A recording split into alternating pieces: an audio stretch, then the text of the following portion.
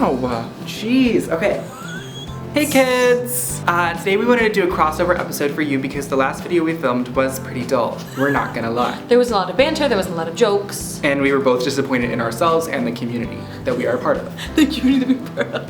So, with that being said, the crossover we will be performing for you today. We'll be pitching, not performing. Performing live action roleplay. Pitch-forming. We will be doing the After series crossed with Lord of the Rings. Well, as you know, both series are kind of like cultural staples. Absolutely. Both in the religious communities and the secular communities. And the fantasy communities, the religious and secular. Hey, we open on the Shire. The Shire is peaceful.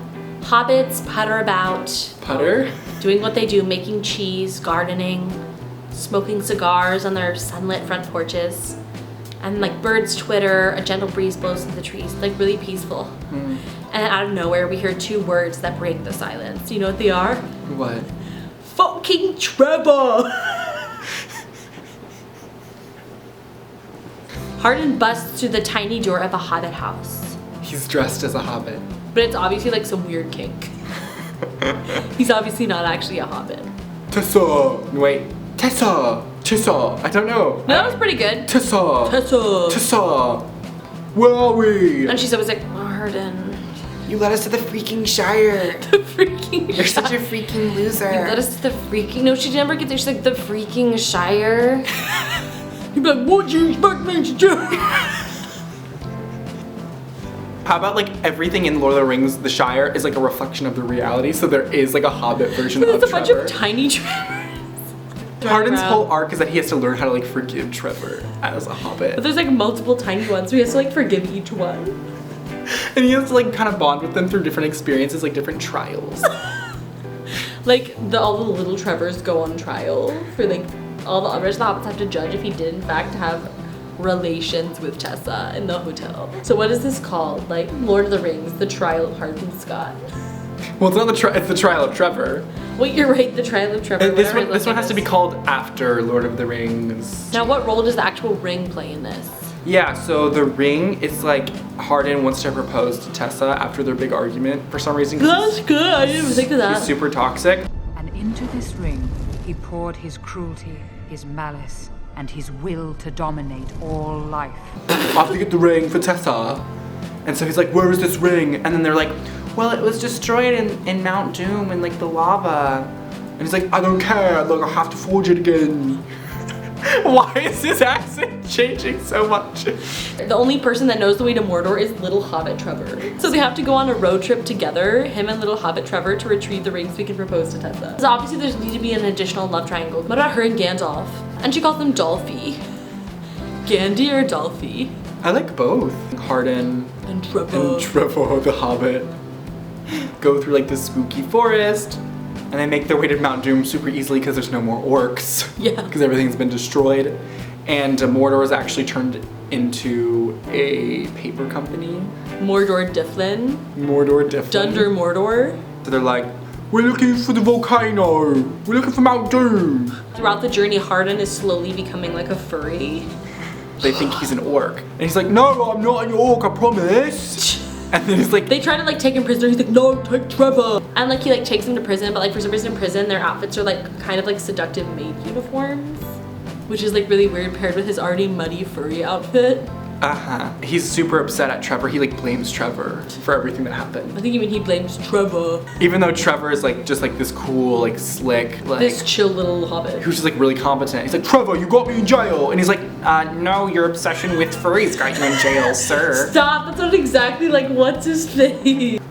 So Hardin has to make a prison escape. And so he does this because he comes into contact with a magical source known as Crinkler. Why was Crinkler so funny? So the Crinkler appears. Wait, we have to describe what the Crinkler looks like. This small, reflective little being with like a lot of sharp edges, but he has a really long, fuzzy beard and he floats in the sky. And it's almost like he looks like he's standing by his beard because like his beard goes all the way to the ground. And so he's like, I will grant you one wish if you do this dish. And so of course Hardin's like, effing Crinkler. then he sets Hardin free. And so he's able to surpass the paper company by slaughtering every single member of the office. How does he kill them? Well, with his crinkler powers. It's like a light tap. Before that, they start uncontrollably doing the wop. That's the only defense against the crinkler's powers, is doing the wop. Doing the wop? That's the only way to stay safe. And so now he's able to go to the Hardin, volcano. yeah. They need to get something to scoop the lava with, and so of course they ask their handy dandy crinkler friends. It's like a subplot. There becomes like this narrative about like dependent relationships, like and how Trevor and Hardin are like depending on the crinkler. So they use the crinkler for his other wish, and so he gets back to the Shire, and as he's about to give the ring to Tessa, He sees a bump under her shirt. The firm swell of a mini Gandalf, or as she would say, Dolphy. While he's been gone, she's gotten pregnant with Gandalf's twins. so the crinkler comes back and takes the ring, and he puts the ring on, and it turns out the crinkler was Sauron all along, and so now Sauron is back. And Gandalf was like, no! And then he fights Sauron, but Gandalf dies. Yeah, no, Gandalf dies. And he's like, Tessa, we have to get out here. So he like grabs her and he runs her back to where they like were on their walk before. And so they find their way back into the city streets. And Now they're back to the city streets and like stop on a park bench like for a break. Like he realizes like the bump under her shirt is kind of like wiggling and bruising and like dark veins are appearing. And she starts like screaming and frothing at the mouth and like twitching. He's like, Tessa! He's like, what are you doing? And then like the skin in her belly like rips and like a little creature, like you see little hands go like and a tiny slippery little Gandalf baby with like a beard slithers out of her.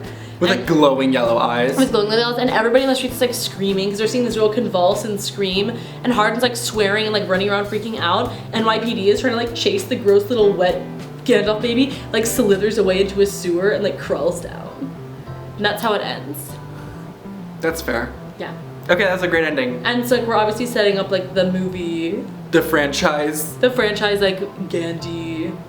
Because only one twin survives. Like Gandhi or returns. Dolphy. Only one twin survived. That was real. That was real. That was real. I think that's gonna touch a lot of people. I think it's gonna Infect a lot of lives. I think it's gonna impact a lot of people's faith. I think it's gonna give a lot of people confidence.